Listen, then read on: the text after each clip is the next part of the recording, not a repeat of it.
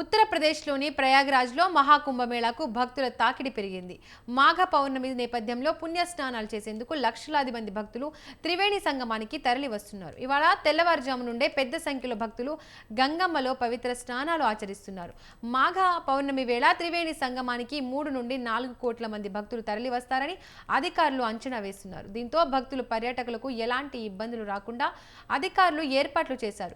ఈ స్నానాలు రోజంతా కొనసాగుతాయని సుమారు 10 లక్షల మంది కల్పవాసిలు దీక్ష విరమిస్తారని చెప్పారు. కాగా పెద్ద సంఖ్యలో తరలివచ్చిన భక్తులపై హెలికాప్టర్ ద్వారా పుష్పవర్షం కురిపించారు.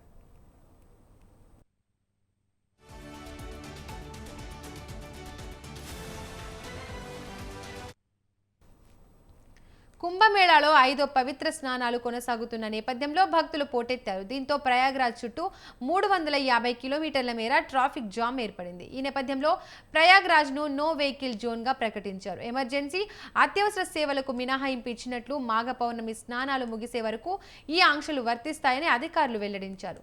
మాఘ పౌర్ణిమ పూర్తయిన తర్వాత ఈ నెల 26 శివరాత్రి రోజున అధిక సంఖ్యలో భక్తులు స్నానం ఆచరిస్తారని ప్రభుత్వం అంచనా వేస్తోంది.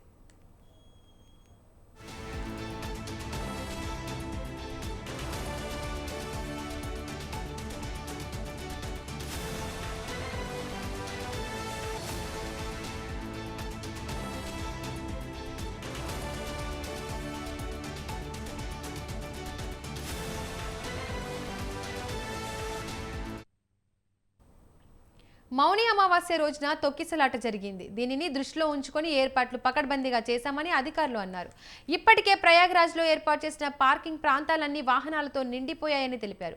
మహాకుంభమేళా ప్రారంభమై నేటికి 31 రోజులు. జనవరి 13న ప్రారంభమైన మేళా మహాశివరాత్రితో ముగియనుంది. ఇప్పటి వరకు 46.25 కోట్ల మంది పుణ్యస్నానాలు ఆచరించారు.